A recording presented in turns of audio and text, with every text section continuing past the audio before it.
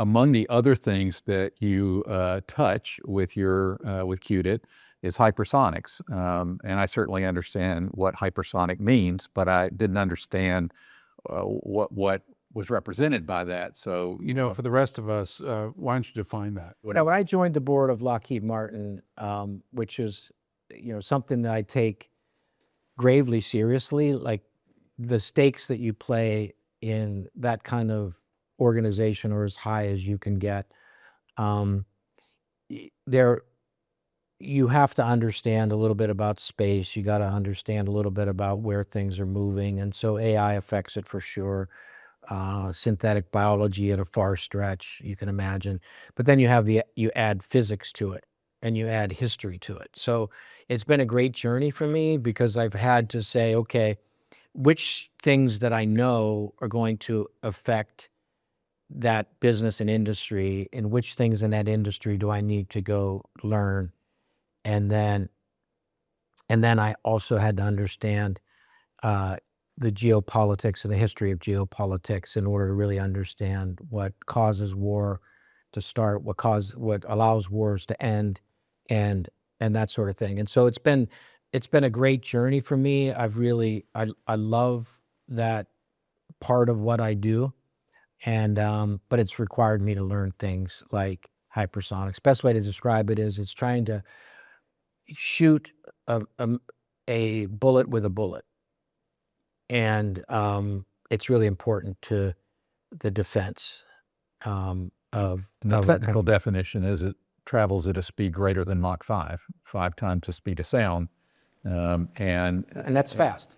It's very, very fast. Is it like railgun? The way that it works is as follows. If you take a radar and it has a certain aperture to see things, and you can send something up way above that, and it comes down greater than Mach 5, your reaction time once it hits your radar, as the saying goes, it might move from hours to minutes, and that changes the game.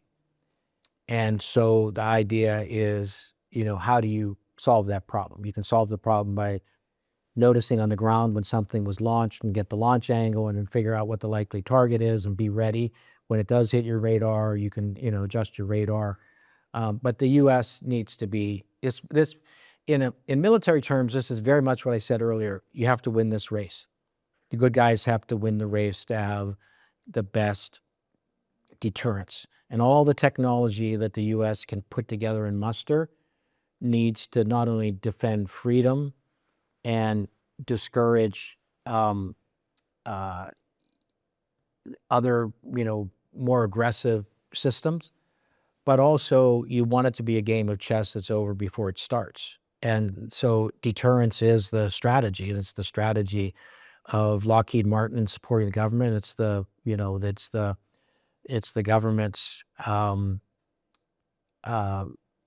their view of best way to fight a war is it doesn't occur, because the technology is such that you can disable and render things not relevant. And I just look at what happened in Iran with the Israelis. You take an F-35, you fly in, you blind them so they can't see, and then you go in and you create a mission that's so targeted that most of the Iranian people had no knowledge that it occurred.